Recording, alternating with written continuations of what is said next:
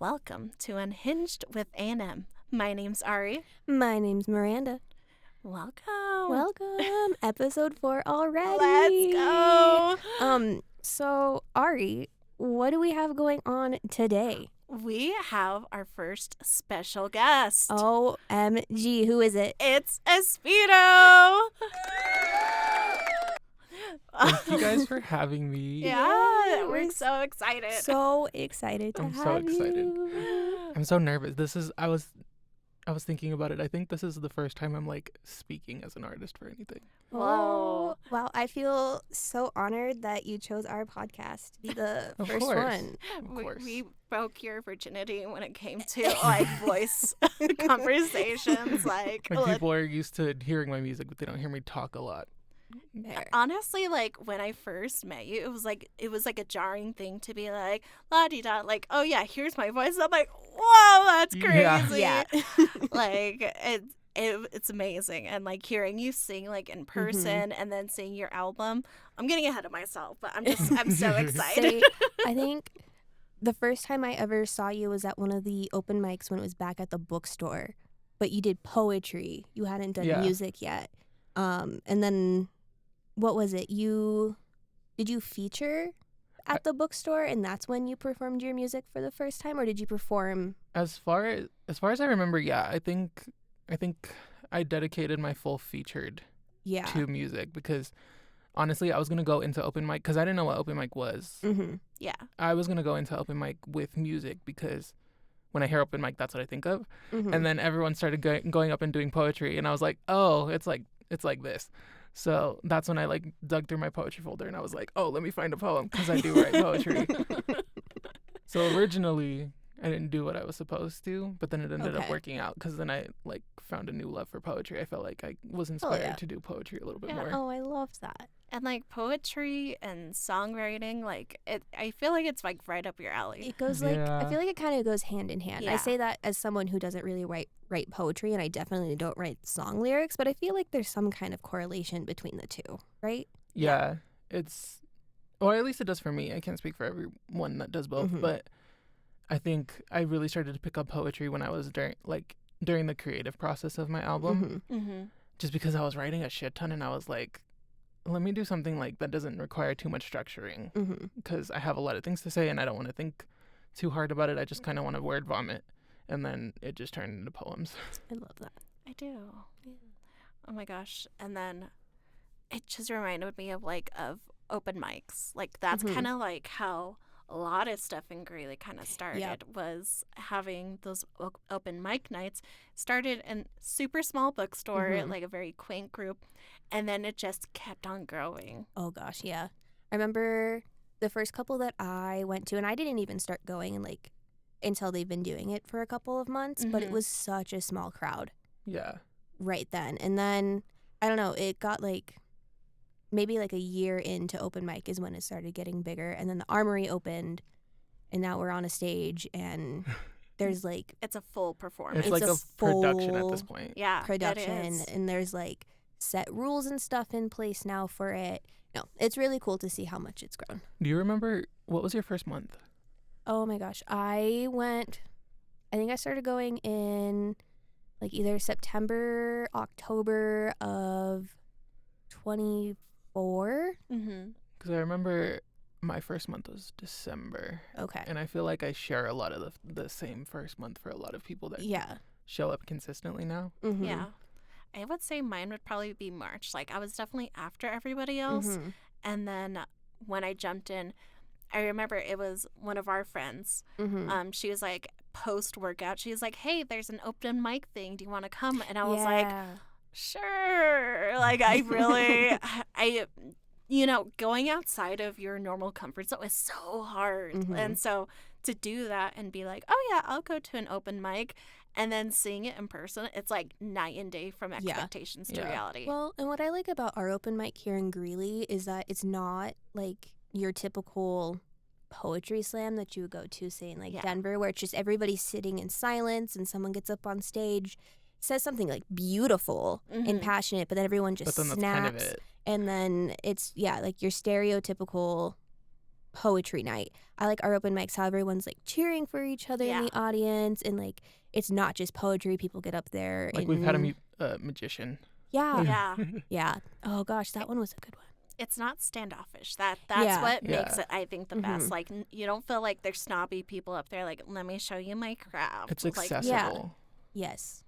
Yeah. It's any pretty much anybody can get up on stage, and I really like that. And honestly, I don't know about you guys, but the reason I started going was because I feel like I needed a sense of community. Yeah. I was kind of like going through a lot at the time, and like I was falling out with a lot of people, specifically in like the music world, that like I was around a lot.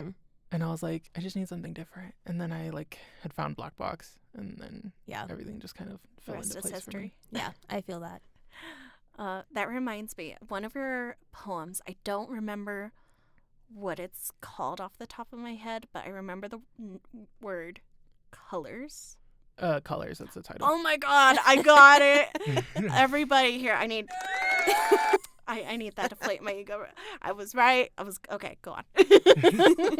Yeah, I think Colors was the first poem that I ended up reading for open mic, just because I felt like it was my most vulnerable piece. Yeah. At the time it was my most vulnerable, and I really like that poem because it talks a lot about like stuff that I've been through, and like stuff that I've seen within like the gay community, the queer community. And yeah, now it's just kind of like my staple pieces that I do for like Pride Month and things like that. So And I love feel that like one. it had that much of an impact if I actually remembered the name, which I did. I'm like, I feel like that's a testament of like your craft and creativity. And that tangent back into, we're also here to talk about your album. Panic Room. It's been a couple of months now. Since it first came out. And I just want to tell you that if December 2nd isn't on my Spotify Wrapped this year, I will truly be shocked. Which, it's funny I love that song. It's funny that you mentioned that track in particular, because I feel like that was kind of the one that started the project for me. Yeah. Because, since we really want to get into it. Jumping into it. Right. So, the storyline behind December 2nd, this was the last time. Okay, so my project is about a specific niche, group of people. Yeah. December 2nd was actually the last day that I had saw this person in person. And the whole storyline of that song is like entirely true. So I was like, how do I make the most cinematic song out of like the most niche experience of my life? And I was like, okay, I'll just tell a story and write a catchy hook to it. There you go.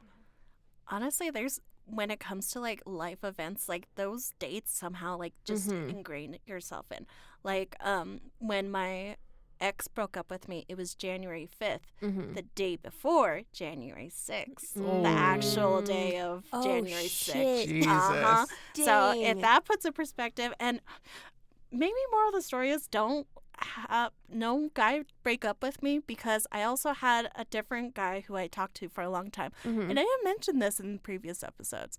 I had a virtual boyfriend.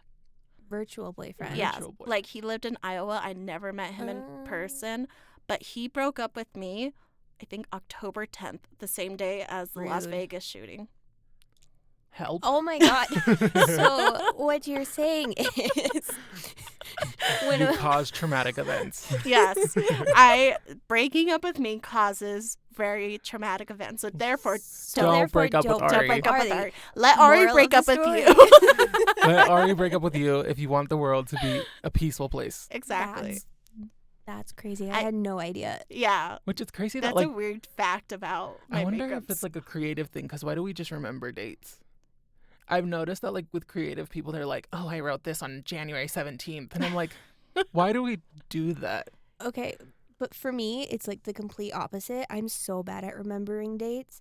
Like, I'll write something and I'll forget that I wrote it. But that's not completely true. There's the 4th of July. Okay. But like that was that's easy. The 4th of July. That was easy. That's easy because 4th of July. It's but I forgot about the 4th of July until you kept on bringing up it was the 4th of July. I remember dates for the most part. Like I'll remember like a certain time that like things happened.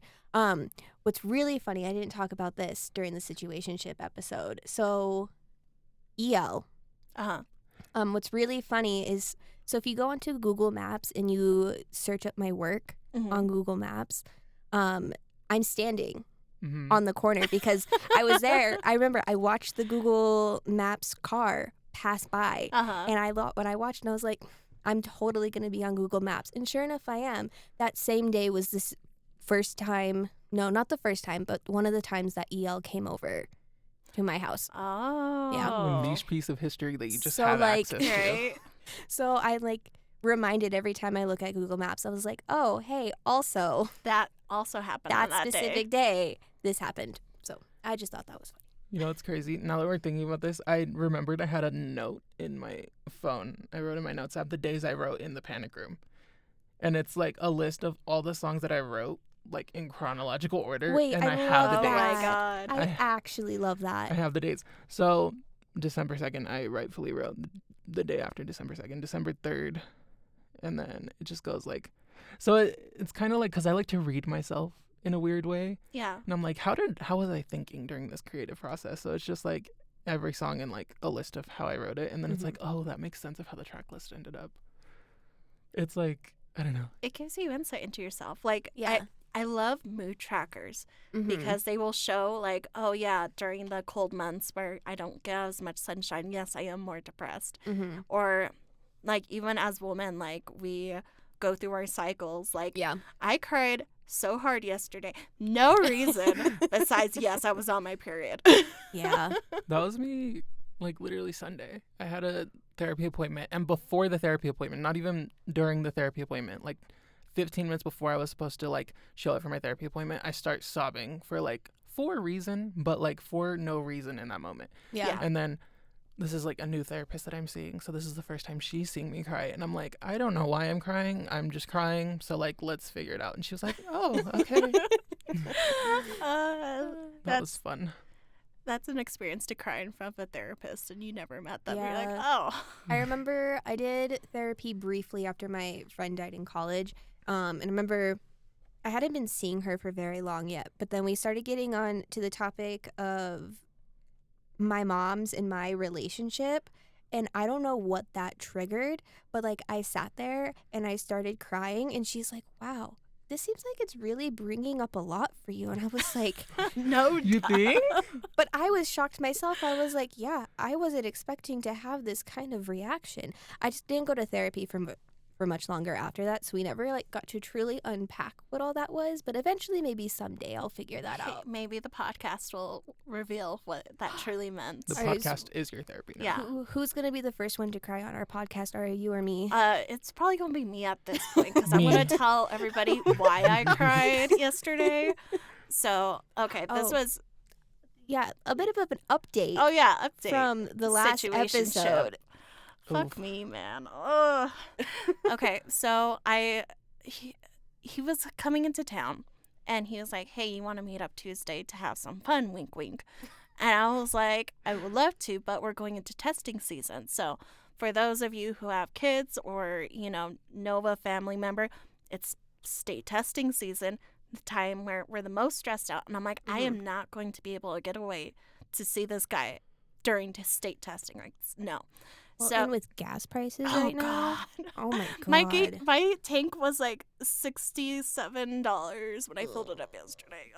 Anyways, so he's like, "Hey, can you give me a call?" or like, "Hey, can we talk?" And I'm like, "I'm a call person," so I called him up, and so we're talking, and so I asked him point blank, "Do you see this going any farther than this friends with benefits thing that's going on?" And he's like, "Truthfully, no."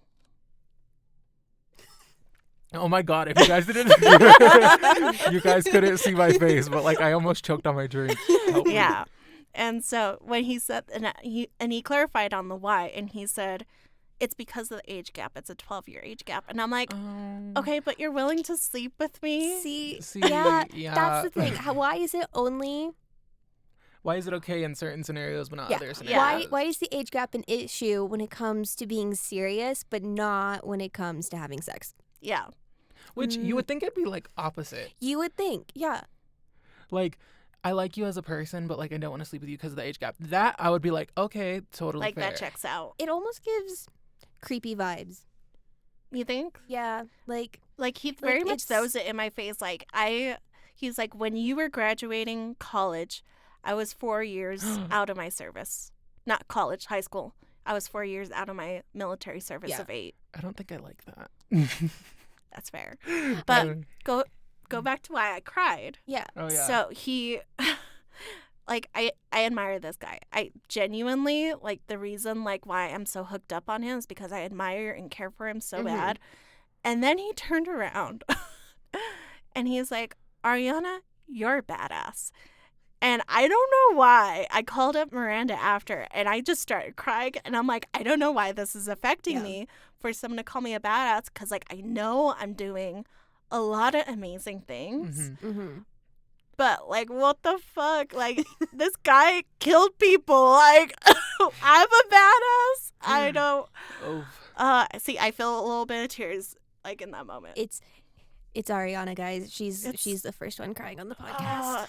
Just like it's like right there on the side of my eye. Like, I could swipe it away. It's fine. It's fine. I thought it was gonna be me. Oh, damn, she beat you to it. Sorry, Jake. Taking away his thunder. This is his episode. Oh, yeah. And you are crying instead of him. Wow. Honestly, though, your music did make me cry the first time that I listened to it. And I was like, why did you do this to me? I just wanted to listen. Do you remember the song? Saturn. Oh, I love that one. I love Saturn. I'm not one to listen to my own music, but, like, I'll listen to Saturn and I'm like, lyrically, I did that. It's the bomb. I feel like most people that I talk to that have heard your music, and when I ask them, like, what their favorite song is, they usually will say Saturn. Yeah, I think just because I was like, because Saturn was the last song, actually no, second to last song I wrote for the album, but the last song that I wrote for the album was very intentional for the album. It wasn't like I just wrote it and then it happened to be, you know what I mean? I don't know if that makes sense. Yeah. But once I finished Saturn, I was like, this is cinematic.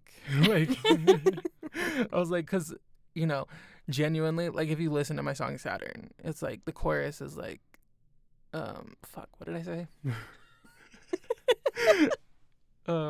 Something about I have my head out the sunroof. Yeah. And I'm on Saturn, basically, is what I'm saying. Genuinely, had my head out of a sunroof and was crying. Like, so the lyrics, like, match up. And I think that's what made it so easy for me to write, was because it was just like a day that I had. And I was like, this is the first time I feel happy in so fucking long. You remember those moments too. Like, when, like, this is the first time I've been happy in so long. I had that when I went through, like, a depressive episode. Yeah. And I went to, like, a carnival and I sat on the curb because I was, like, motion sick. But also, like, I just genuinely, like, felt so happy. And, like, oh, you guys are gonna make me cry this episode. It's like something just clicks, and after, like, because you're making the album, or in my case, like, I'm making the album, but I'm also just living my life. Yeah, I'm just, like, living my experiences and then turning it into songs. So it gets to a point where it's like you're just in this sad fucking world that I have created. Like, it's my thing. But then you get to a point where you're like, you realize that you're either out of it or coming out of it. And then you're like, whoa, like, it didn't stay like that forever.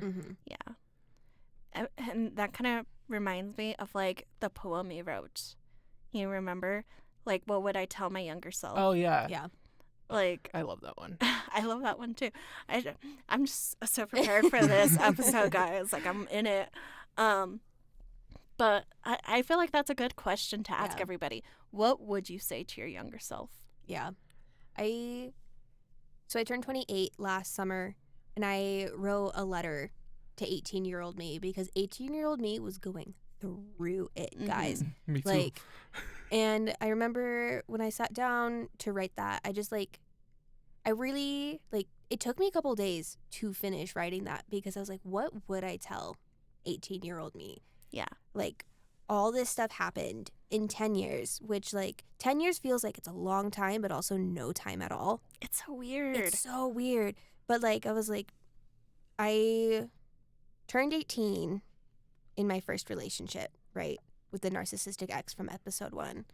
And then all this shit happened between then and now, and I'm, like, not anywhere near the same person that I was when I was 18. Yeah. Which is fair. And like also I'm happy compared to who I was when I was 18. Like 18-year-old me was not happy, but like now, because of all the stuff that has been going on here in Greeley, I have all these amazing friends, and now it's like 18-year-old me would be shocked. Right. She'd be looking at me and be like, girl, you have so many cool friends. I'm like, dude, I know. I know. She would be like, you're making a podcast? What is this? Who is she? Who is she? I think, should we like, because Letter to My Younger Self, to me, like, it depends on the age demographic. So should I piggyback off the 18 idea? Whatever. Whatever, yeah.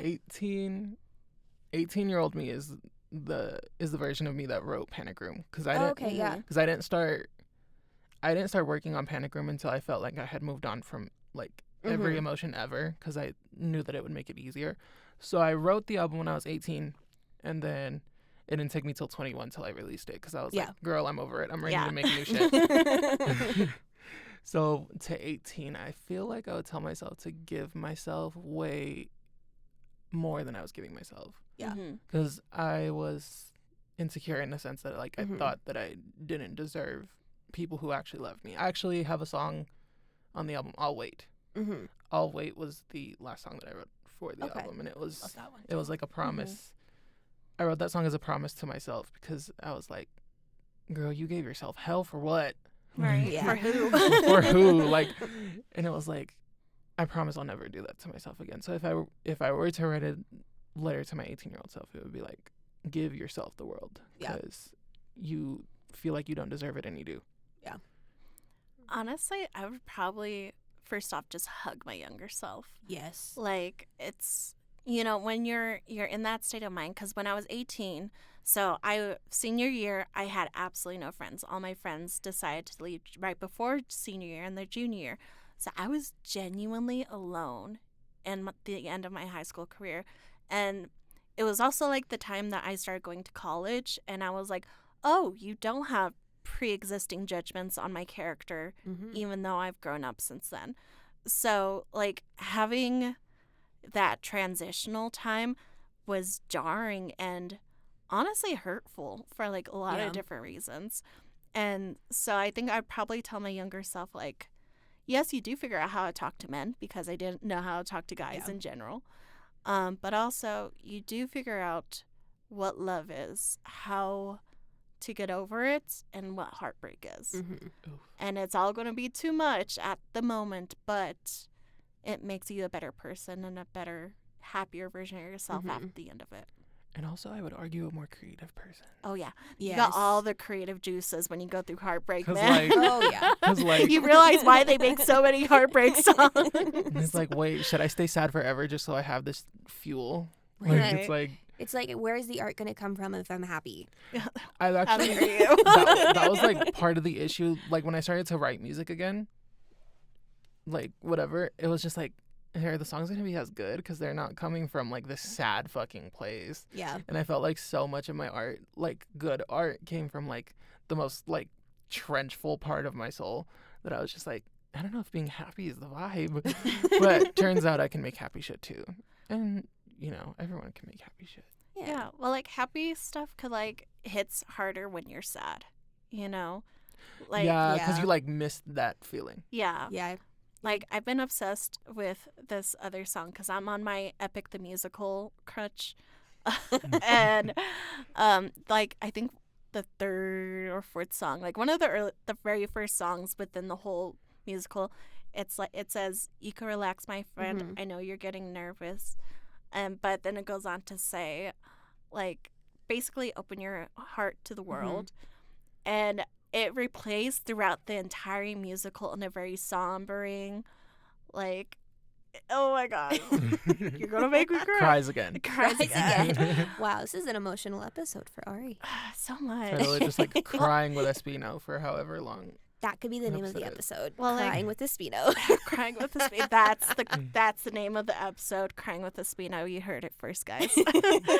But like in that musical too, it's like there's this one other song where it's the guy, he's going to the underworld, and his mom is like, says she's just singing waiting, and like it just hurts because you're waiting to be a better person and be a better version of yourself, but also your family is like waiting for you, your friends are waiting for you, like, you know, driving over here. I'm like, Brad is waiting. I was waiting. I was concerned because I was stalking you on Life 360 and I saw that you were stuck on 34 and I was like, oh, is she going to make it in time? Miranda's waiting. We're just both sitting on the couch like, so like, what's the vibes? So, yeah. I love you always. That is a line from the musical. Oh, I'm almost ready for the music, man. Beautiful. Speaking of music, I think like we cut you off when you started talking about December 2nd. Wait, really? Earlier. I don't or remember. We got off onto a tangent. Yeah, one of the two. We get distracted easily. I have like undiagnosed ADD, so I didn't notice. Oh, if you did, I didn't notice. We have the tisms here. Yes. Which is fun. If it's a diagnosis, it's probably in this room, guys. Yeah, probably, but like, it's fine. It's fine. But anyways, December 2nd, the story time. Oh, fuck. If you're feeling up for it. We're going here. Okay. Yeah, let's do it. I can give like a brief. You don't have to go into like super big detail. Just like vibes, general vibes. So basically what happened was I spent 4 years liking the same guy who was not good for me. I don't want to say was a bad person because at the end of the day, I don't think I really knew this person well enough to know if he was a good or bad person. But I was very chasey, like, yeah. But, okay, so 4 years, I liked the same guy. He was into girls, but acted like he wasn't into girls when he was around me, which made me kind of spiral, made me feel like, oh, but there's a chance. So that kind of like egged on my chasing mentality. Kind of like a Heartstopper scenario. Yeah, a little bit. Okay. Yeah. But like way worse and like not that worth it. Oh, no. Because like at least like I could justify chasing after Kit Connor because it's Kit Connor, not this person. It's fair. It's fair. And so like, but the kicker was he, for some reason, whether it was intentional or not, I think it was, but like that's up for a debate and I don't want to put words in his mouth because I'm a decent fucking human. Whether it was intentional or unintentional, he tended to date everyone in my close friend circle. Like whether it be my best friend. Interesting. And obviously I didn't want to be like, what's the word? Not overprotective. There's a word for it. I feel like that's pretty close to it. Like territorial. Territorial, yeah. I didn't want to be like territorial and be like, I like him so you can't, or at least I tried not to be like that. I don't think they knew how far it went. Mm-hmm. So I didn't want to be that person that was like, because I think this person was trying to figure themselves out, and I didn't want to be the person that was like, you have to figure yourself out right now. So I was just like, okay, whatever. Dated everyone in my close friend circle, and I just had to sit there like, oh, this is cute. This is not bothering me. It's fine. So fast forward to December 2nd of a year. I don't think I should say the year because I think there's, fast forward to December 2nd. I have my first, actually, yeah, y'all are going to look this up or whatever. I have my first show. I performed at the Moxie Theater downtown, and it was my first booking as an artist. And this person shows up like, okay, so I was like, a good way to keep this person around because I want to be around them more is to make them my unofficial music manager. So I was like, come to my show, like it'll be fun, blah, blah, blah. He picks me up, whatever. My best friend is in the passenger seat of his car. Oh, no. All love to her. We squashed it, whatever. There's actually a song that I wrote for her as a letter. It's called I Don't Blame You. Love her to death.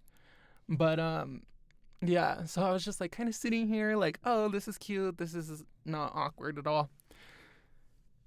And then, yeah, I think that's just kind of where the story goes. It's like just about the awkward experience, having to see the person that I like be like infatuated with my best friend. Yeah. And then that was when I realized that it wasn't good for me. And I was like, this isn't good for me mentally, because no, I don't have strings attached to this person. No, this person can do whatever they want. But for me, it's not working for me mentally or emotionally, and I just couldn't. Yeah. So I was like, okay, let me distance myself. And I wrote an album. that was the first song I wrote for it. But yeah, that's where December 2nd comes from. And then I was like, when I was piecing the track list together, I was like, this feels like it would fit here, because it's kind of like the beginning of the story. Even though there was, I think Cancer Heart I had written before. Actually, no. I don't know. I'll have to look. But it was just like the beginning of the process. And like the beginning of the healing process, you're just like, have you seen those TikToks where it's like the beginning of healing and it's like black liquid and they fill it with water and it like slowly becomes clear? It's like genuinely like that, where I was like, this is the beginning of the fucking hurricane or whatever the fuck this is. And then, yeah, we just healed all the way through the project. I feel like that's when you get the most raw reactions, because I did remember to my future boyfriend, what I talked about last episode. That was like a few weeks right after my major heartbreak. And like, I don't know, it feels more empowering too. Would you agree with that? Yeah. Wait. To write something that's raw, like right after the experience. Sorry, my brain was like processing what you were saying. Yeah, you're good. Yeah, I do feel like, because I don't know, I feel like that's how, I can speak for myself, I feel like that's how my best like creatively comes out, because it's like a diary entry. Like, it takes zero effort to write about something that you're seeing in real life, or to create something based off of what you're seeing in real life. So I think that that's why this album was so easy for me to put together. It was hard to put together in a sense of like emotions, because the reason I put it off for so long and the reason it waited 3 years to come out was because when I first like tried to, wouldn't work. Like, I would go into recording sessions and just bawl into the microphone to the point where it sounded like ass. And then and then like I was like, okay, let me put it to the side. And then I was like, okay, I like these songs still. Let's put it together. So yeah, I feel like the more vulnerable you are, the better your art will become. Yeah. You just gotta wait it out so it doesn't hurt enough to kind of screw with it. Yeah. I like that. Me too. I don't know. Just like the creative process, like, is so different yet similar for everybody. I feel like, so I don't really write a lot of poetry, but I feel like some of my better poems that I've written have come out of grieving something. So like, I had a friend die in high school, and then my best friend died in college, and like two of my favorite poems that I've ever written were written like the day after they passed away. And so I feel like, it's when you're feeling like all these emotions, that is when the art is the best. Yeah, you would never wish that kind of pain on anybody else either. So that it's like it's bittersweet. Like, it's a double-edged sword in every way possible. And it's like one of those things where, like, I feel like I kind of have to clarify this. The reason that Panic Room exists isn't necessarily like the people around me, what they did to me. It was more what I had to realize within myself. Panic Room isn't like a hate record, because like people listen to it, you know, people involved and people who know who these songs are about. People were like, yeah, like, fuck them, blah blah blah. But I was like, I didn't make this album to be, you know, spiteful. It was genuinely just like, I had to really sit with myself. That's why I called it Panic Room, because you really had to sit with yourself and realize what you're doing wrong in the situation. I should have left way sooner. I shouldn't have let this person, you know, I should have been more communicative with this person. I shouldn't have just assumed that it would work if I kept trying, because that was a big part of it. Like, I was like, but if I try harder, I'll just win. And I'm like, bitch, you don't have to win. Like, you don't have to win at anything. So it was more like, this is more for me in the sense of like, I had to sit with myself and realize that I was a big problem in it. Granted, people could have treated me better, which is fine. And I can acknowledge that, but it's genuinely like me trying to figure myself out for 45 minutes. I feel like that's also when the best art is made, is when you're doing it for yourself. Like, yeah, it can be about a specific person that you had not good times with in the end. But when you're doing it specifically for yourself and to, like, heal yourself, that's when it's better, rather than just, like, writing a diss track. Yeah. To write. Question for you guys. So I know you guys are both working on your own books. Yeah. Yes. Do you feel that same way of, like, when you write? Do you feel more, like, eager to write or eager to add to it when you're going through something traumatic? Or when do you feel like you get a spark for it? I feel like I get waves, you know? Yeah. So the current chapter I've been working on, and I've been waiting on writing this chapter because I'm in book 2 right now, and I've been waiting to write this chapter since the start of the book. Mm-hmm. And it's my characters' reunion after not seeing each other for hundreds of years. And it was so impactful. And now I'm like, I can't write anymore because it was so impactful. Like, it hit me in all the emotional feels. And then, like, being inspired by other music too, like, makes me want to, I want to jump to this next part so I could, you know, because I'm feeling it, I'm seeing it, like, I could write it out right now. But I know me as a writer, I can't jump that far ahead. If I do a few chapters, like, yeah, that's fine.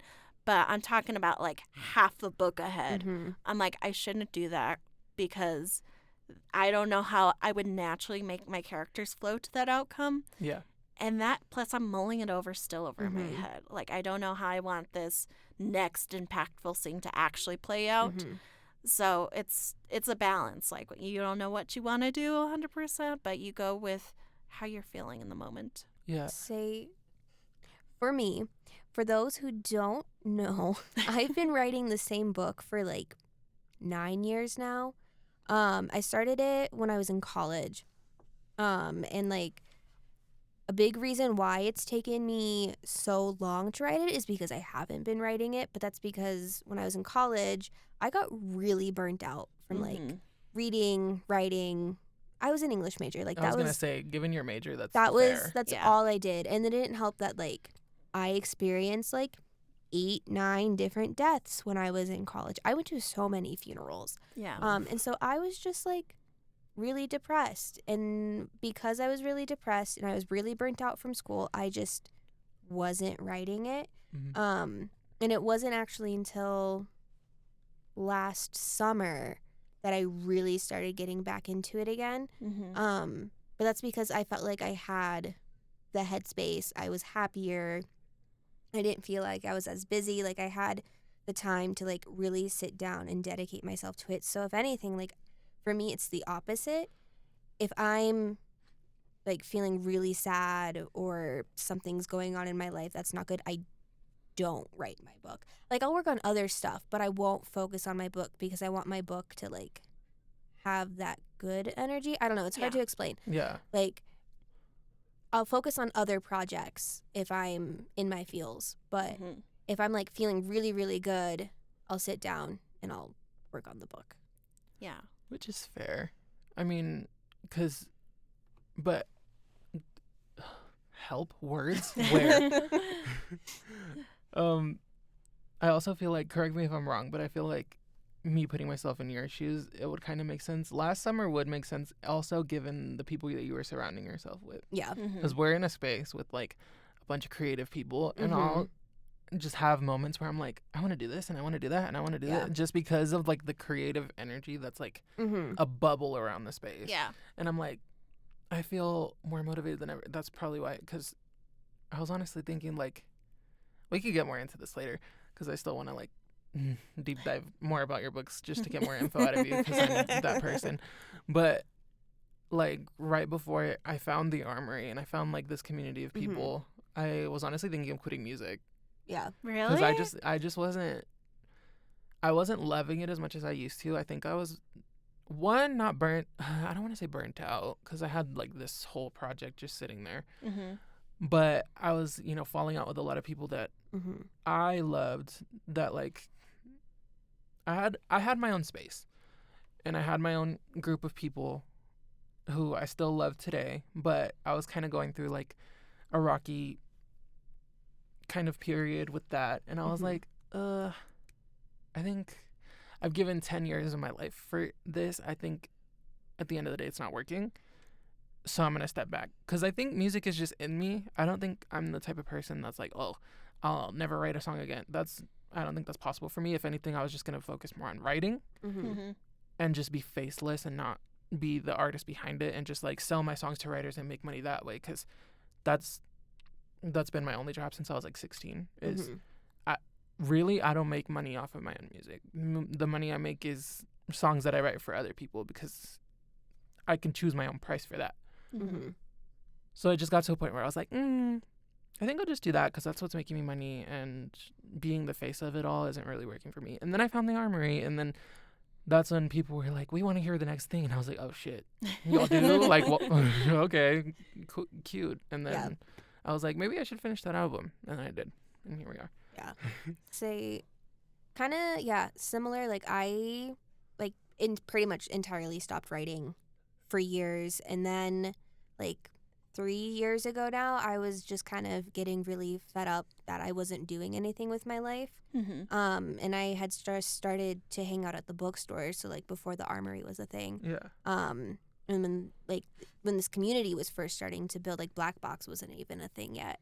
And I remember Pablo, the owner, he was like, hey, there's a writing group that meets Monday nights. You should go to that, because I was running a high school writing club for the school that I work for. And so I started going to that, and that's where I started to find my spark again, because I was surrounded by other creatives. And that's what really drove me as a creative when I was younger, because back when I was in high school, all of my friends, pretty much all of my close circle, were writers. And we were always constantly sitting in the library together during our lunch periods or our free periods, working on whatever creative project we were working on at the time. But then I went to college and I wasn't surrounded by that anymore. Yeah. And then I got really depressed because of all the shit that was going on during that time. And I completely fell out of touch with it. And so then I started going to this writing group here in Greeley, and now look at where I'm at now. The rest is history. It's actually insane how much has happened in the past 3 years. Yeah. I'm different in the sense I didn't start off as a writer. I started off as an artist, pure visual arts. And so high school, I was known as the art girl. Oh my God, I remember this one time. It was a senior year, and the teacher is like, here's an art project. And literally the whole room turned to me. No, that was me. Whenever, English teachers or anything, because how you have, certain, niche assignments for, and then just, stupid little assignments. And it's, write a song. And everyone would just turn to me. Yeah, I'll never forget. I had to write, we had different options to write something for a book report on a thing that we were reading as a class, and I was the only one that chose a poem, and I got up in front of everybody and I read this poem, and everyone was like, oh my gosh, she's so good. That's so good. I was like, guys, it's just probably the stupidest thing I've ever read. But you say that and you sound like a pygmy even if you mean it. Seriously. So it's I can't be self-critical, because then you're going to think that I'm just doing it for attention. Right? Yep. If I say my song sucks, people are looking at me crooked, and I'm like, no, I genuinely don't like this song. And y'all just think that I'm just oh, give me attention. It's no, you like your craft in some ways and not in others. Yeah. But so I went to college for, at first, general visual arts, and then I focused on graphic design. And even though I love everything that comes with art, the history, the techniques, there's so many art forms I would love to touch on, but I probably won't have the opportunity to until later in life. But being constantly pushed into that creative mindset, you have to get ideas, you have to push some sort of visual or artistic project out, whether you want it to or not. To have it naturally flow is a blessing, you know what I mean? So honestly, and we're in April 2nd right now? Yeah. By the time of recording. So by the time April 1st, not April Fool's. I did my first drawing of 2026. I'm like, that's months of not. And because I've been focusing on writing, but I was so inspired by my own writing that I wanted to make an art piece based off of the male lead in book 2. Oh, I love that. And so I did. And when my family, I live with my whole family, so they'll come in and check on me if I'm not hanging out in the living room. And they're like, what's wrong? Are you writing? And I'm like, no, I'm drawing, actually. Oh, like, intriguing. it felt weird because they know that if I'm in my room and I'm on my computer, 9 times out of 10 it means I'm writing. And they know how hard I work for it. Like, and to have that creative space to, like, do that and to re-fall in love with the format that you were kind of forced to be pushed into, that's a lot, too. Yeah. I kind of try to keep the wheel going. Yeah. I guess, I can see that. For me, it's always just been writing. But I love that you're getting back into it. You shared the picture with me yesterday, and it's very beautiful. Yeah, well, like... I love it. Well, I took a picture of it, not the actual... screenshot, but just a picture on my phone, and I'll show you, Jane. Oh, I like it's that. It's so good. Yeah. I know nobody listening can see it, but it's like the mystery of it all. Beautiful. It is. So talented. I wish that I you should do an was album blessed. cover for me. I wish I was blessed with like those kind of artistic abilities, because I'll be like sitting there, and for those who know me, I write a lot of like horror short stories, and I create a lot of my own monsters. I love that. And I'm like, I want people to actually see what this monster looks like, but I don't have that creative ability you don't have the way to draw like, it out. translate draw it. a picture and show you what that creature actually looks like, because I can put all these words, but everyone's gonna have like their own interpretation of what it looks like. And I'm like, I want people to see exactly what it looks like in my head, but I can't. If I put it, it's just gonna look like a blob on a piece of paper. Yeah. Well, like, even my creative process in writing or in art, I take a lot of references from everywhere. And the problem with my current character is there was no actual references for how I wanted him to look. And because, so to give context, this is a black man with red hair. And it's because he's a lion shifter. So lions naturally have like a reddish brown kind of hair when it comes to like artistry. And so I wanted a depiction of that, but nowhere on the internet had that. It would be like either a black guy or a very dark white dude. I'm not kidding.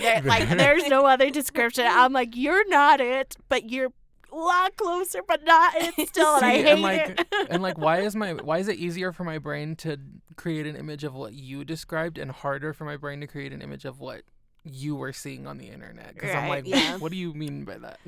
So like someone who, like a white person who had sun. Like, I don't know how. Some self-tanner. Self-tanner. Yeah, some self-tanner. Like, it's very off-brand, and you're like, go back home. Please. They look a little orange tint. Yeah. Oh, my God. Yeah. Oh, but no. pretty much that. And I'm like, Okay. I hated that. And I'm like, I can't move on with my life until I fix this. But, like, I understand completely what you're saying, Miranda, though, because the amount of times where I'm like, I would save so much money if I could just make my own album covers, and I wouldn't have to pay more for revisions. I always have to ask for revisions because I'm like very particular. Like, it's kind of like scary how, like, I want to say picky, but I don't even think it's picky. It's just I want to translate it like exactly to the T. Yeah. And like, obviously that's going to come with revisions. The amount of money I'll spend on revisions is like, if I could just like know how to draw, this would save me so much money and time. Yeah. You say that, and then Gosh, the artist behind it is like, no.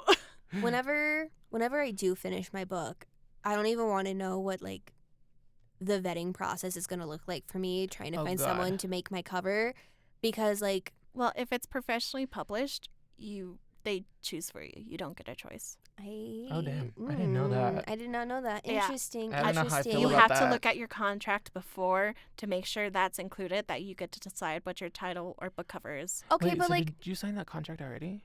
No, I haven't even started going for literary agency yet, but I've been reading up on. I just don't know like how that process works. I eventually want to write a book also, just because you know. Honestly though, maybe that'll just make my life easier if they just decide my book cover for me. Yeah, I don't know. Unless you like, I don't know. As long as they like tell you what you're in for, because imagine they just make a cover and it's like just like words. Like you could have made that shit in Canva. Yeah. Like okay, I'd actually be pissed. like I could have done this for free. No, but it's actually so like for those who are curious about the literary journey that I had to figure out too. So you start off with your manuscript, your first draft. Revise your manuscript a second time, please, because the first one's never perfect. Yeah. And so, but after that, you could start looking into literary agents who are people who are going to represent you to pitch your book to someone else. Oh. Okay. See, I love learning about this. Continue. Yeah. So, like, they're the people to sign up a contract and be like, okay, I get 10% of how much copies you make, but we're going to go to one of the big 5, you know, of publishing. I'm going to pitch your book. If they like it, they take it. Sometimes they give you a stipend like beforehand, or they do it in portions, like beginning, middle, and after. So beginning, before, you know, they ever receive the manuscript fully. During, you know, it's in hardcore revisions, and then after when it actually hits the shelves. So you would get a percentage throughout it, and then whatever book sales you get if it doesn't compensate for what you got beforehand.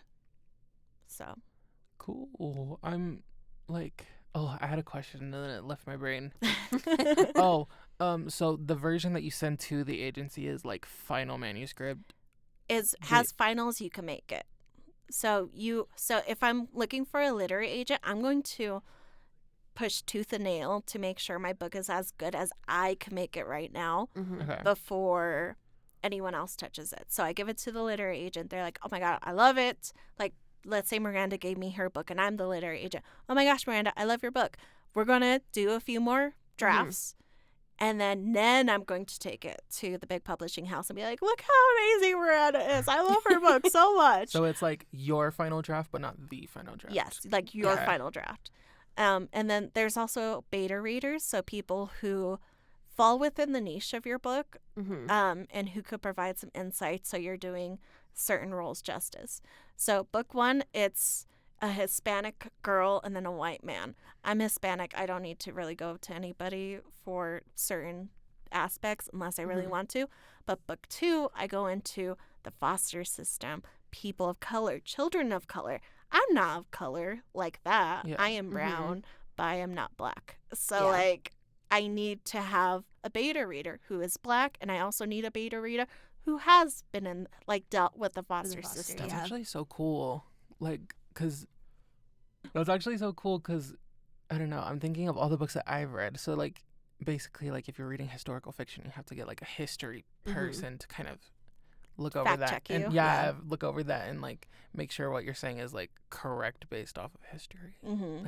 I don't know. I think the process is so school. Yes. The process is so cool, but it just like scares me. Yeah. Yeah. It's like daunting, but like you finish draft 1, you're halfway there. Like a lot of people don't even finish draft 1.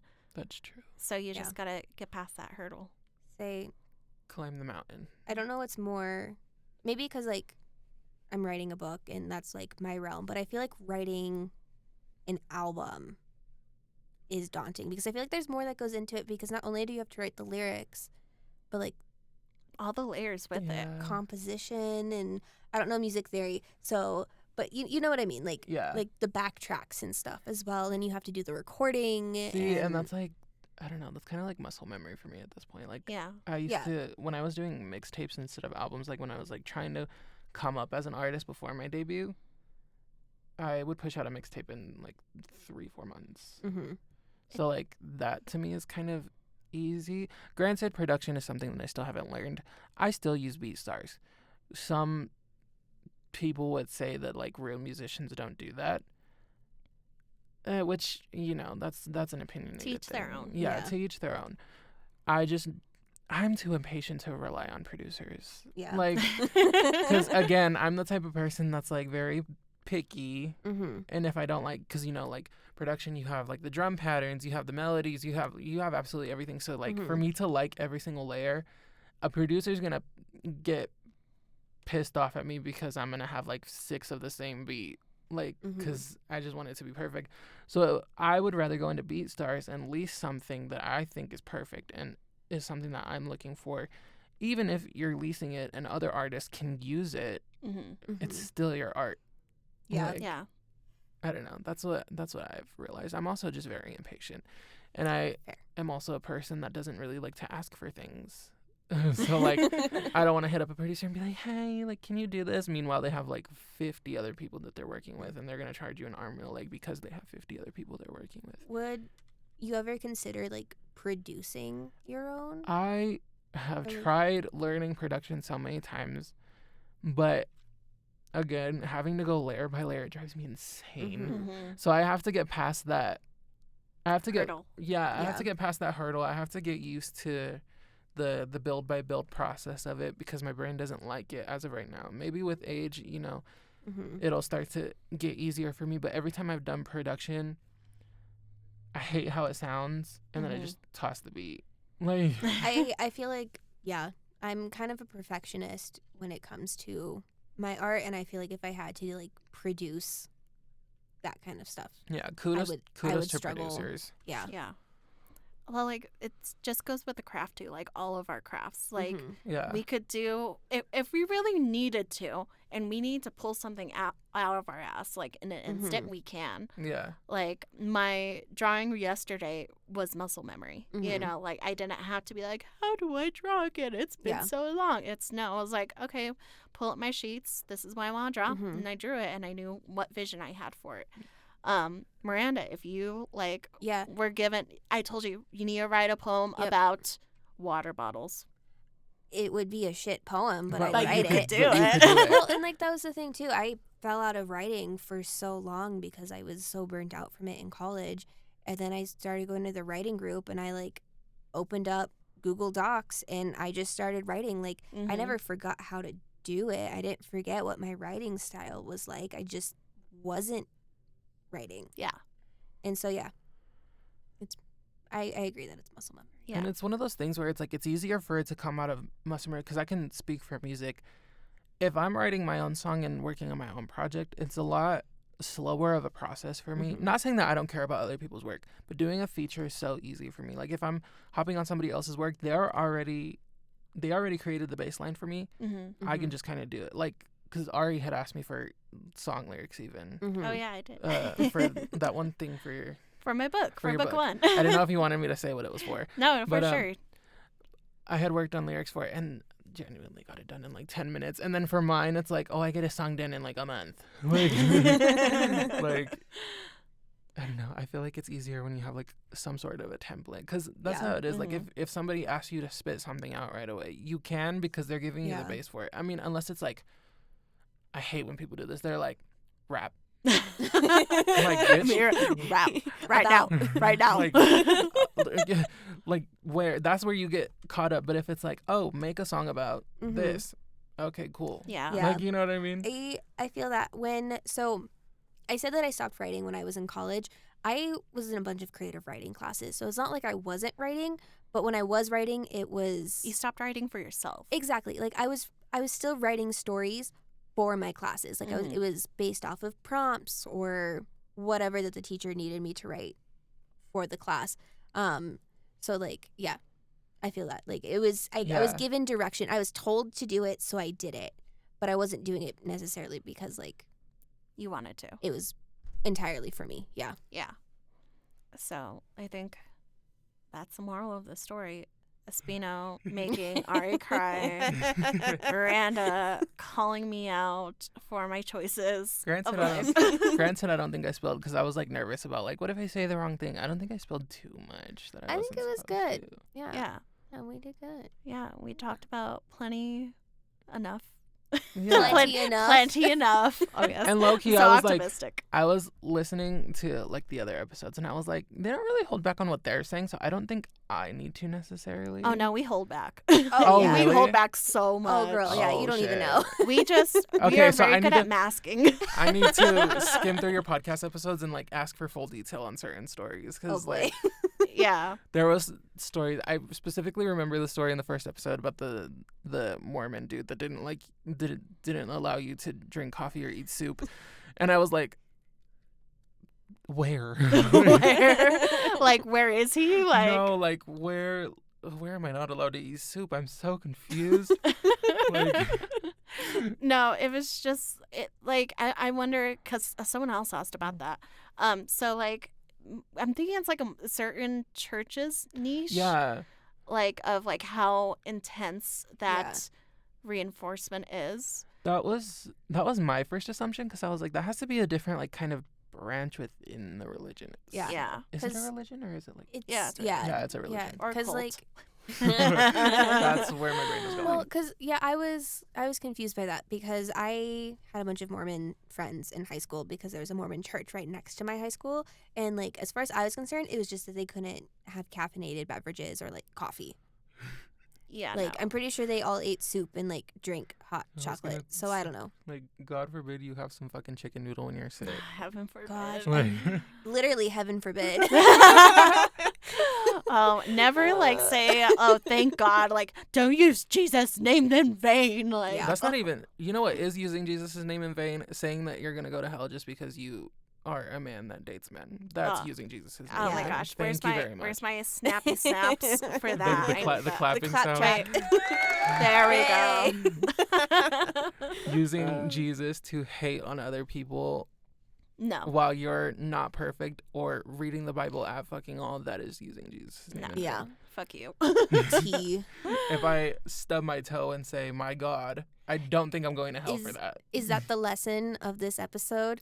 Oh, yeah, because we do Yeah. a little lesson Yeah. at the end of every episode, which is. Which is, what did I just say? What did you just say? How do we It is reiterate not. it? It is not using Jesus' name in vain. If you just say, "Oh my God," it's using Jesus' name in vain. If you're using him as a weapon To justify your own hate. to justify your Yeah. own hate and justify being a shitty person, because God wants you apparently to be a shitty person. Yeah. And that's the real tea. Mm-hmm. Oh, man. Well, thank Well, you for coming yeah. on. This was awesome. Thank you for having this is so me. good. Yeah, thanks for being our first official guest. Yeah. Thank you for considering me to be your first official guest. I've never done a We- podcast. We love you. I I love you guys. Love you. I'm literally so obsessed with the album. I listen to it all the time. December 2nd specifically. Again, if it's not on my Spotify Wrapped at the end of this year, I will be shocked. I will also come be after shocked. Spotify. Huh? I will come after Spotify. Yeah. We're also coming after Spotify for many other things. Well, but yes. Yeah. Yeah. That's I mean, true. yeah. That's true. Spotify, Yeah, please do better. please You're do kind of a better. shitty company these days. Which sucks, because your platform is fucking great. Yeah. I've been using. Oh my gosh! So there's tangent Tangent. really fast. Sorry. There's this feature in Spotify. It's an AI generated thing, which is bullshit within itself. Oh. But like, it will generate a playlist for you with your first song that you ever listened to on Spotify. Really? Mine, yeah. I might re-download it right you now. wanna know what mine was, friends? If I can find it again. I don't even think I listened to Sure. a song on Spotify. I listen to Spotify for podcasts. Where is it? Low-key, me too. Yeah. I don't know. Just Oh, not God, I didn't what I save was it. like fully Hold into. on. Wait, so does it like go in order of like the first ones that you listen Yep. to, or is it? So yeah, it's Oh my my first plays on God. Spotify. The first song that I ever played on Spotify was on February 24th, 2012. I Don't Have to Try by Avril Lavigne. That's so fitting for you. That's so fitting. So I think I was 13. Yeah. I was gonna say I'm gonna look for that, but then I remembered I got locked. I don't know if my account got hacked or what happened, but in middle school I either got hacked or my account got locked or something. So this is like a newer account. So like my first Oh. wouldn't be my actual first. Damn. Unless I find the password to the other account, but like that's a lot of work. I remember I downloaded Spotify onto my computer when it was like first a thing, and my mom was so scared that it was a pirate radio, and she's like, "You're gonna get viruses," and I'm like, "No, Mom, you don't know what you're talking about." I didn't know what I was talking about. Your mom and my mom are opposites. My mom was like, "Let's get the illegal shit on your MP3 right now," and I'm like, "Yeah, Mom, let's go." LimeWire, Frostwire. We're going to burn a CD. Like, it's going to be fine. Shouts out my dad. He taught me to do a lot of illegal shit when I was little, not knowing it was illegal, and then we paid a lot of fines for that. Oh, shit. Whoopsies. Okay, well, but anyway. Anyways, thanks again. Yeah. Thank you guys for having me. Coming on our show. Oh, my gosh. The best. We'll see you guys next time. Yeah, thanks for listening. I will be listening. Hell yeah. All right. Bye, guys. Bye. Bye.